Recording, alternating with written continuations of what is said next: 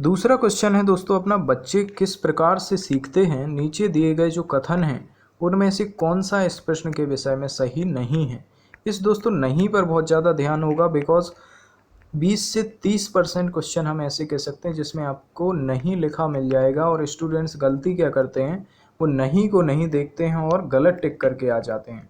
इसलिए आपको ध्यान रखना है कि नहीं पूछा गया है तो आपको नेगेटिव वाला ऑप्शन ढूंढना है कि नेगेटिव बात किस में की गई है, और ज़्यादातर वही आंसर आपका सही होता है। तो एक ट्रिक होती है कि अगर आपको नहीं लिखा है तो आपको इनमें से सबसे पहला काम है कि नेगेटिव सेंटेंस ढूंढिए जिसमें नेगेटिव बात की गई हो।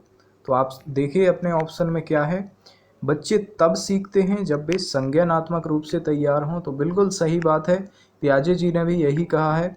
बच्चे अनेकों प्रकार से सीखते हैं, ये पूरी तरह सत्य बात है, बिकॉज बच्चे हर तरह के दोस्तों बच्चे सेम नहीं होते हैं, सबकी क्वालिटी अलग होती है, हर बच्चा यूनिक होता है। बाल विकास में यही कहा गया है कि हर बच्चा अलग होता है, कोई बच्चा सेम नहीं होता। हर बच्चे की क्वालिटी अलग होती है, उसकी समझने की सब क्षमता अलग होती है। तो ये तो अपना सही आंसर हो जाएगा। बच्चे सीखते हैं क्योंकि वे स्वाभाविक रूप से प्रेरित होते हैं। तो ये पूरी तरह सही बात है कि स्वाभाविक रूप से जब तक वो प्रेरित नहीं होंगे तब तक नहीं सीखेंगे। अगर आपका भी मन नहीं होगा नॉलेज अपग्रेडर का वीडियो देखने का तो आप नहीं देखेंगे, आप तुरंत आगे बढ़ जाएंगे और आप कोई और वीडियो चालू कर लेंगे। तो ये सब कुछ स्वाभाविक रूप से होता है। और लास्ट जो है दोस्तों, बच्चे केवल कक्षा में सीखते हैं। तो देखिए केवल, केवल को बोलते हैं हम इंग्लिश में ओनली। ओनली जो है दोस्तों एक नेगेटिव वर्ड है। तो आपको भाई केवल जो है नेगेटिव मिल गया तो बहुत ज़्यादा चांस होगा इसके 90% की यही सही होगा। अब इसको कन्फर्म भी कर लेते हैं। तो देखिए बच्चे केवल कक्षा में सीखते हैं, ये कैसे सही बात होगी।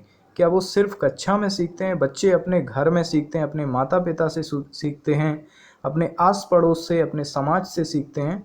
तो यहाँ ये गलत बात हो जाएगी कि बच्चे केवल कक्षा में सीखते हैं।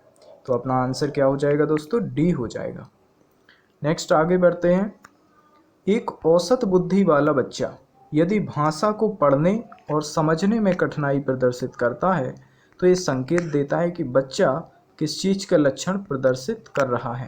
तो देखिए पढ़ने और समझने में कठिनाई हो रही है तो पढ़ना यानी पठन अक्षमता है ना, इसको हम बोलते हैं इंग्लिश में डिसलेक्सिया।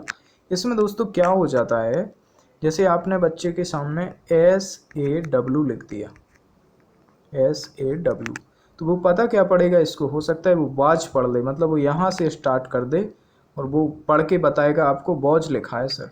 जैसे आप उसको नेट लिख के दे दो NET, तो वो पता क्या पढ़ेगा, वो 10 पढ़ेगा इसको। ये सब क्या होता है, मतलब उल्टा दिखाई देता है। अगर आपने P लिख दिया तो हो सकता है उसे D समझ में आए। तो इसी को क्या कहते हैं, हम कहते हैं पठन अक्षमता या फिर डिसलेक्सिया। आगे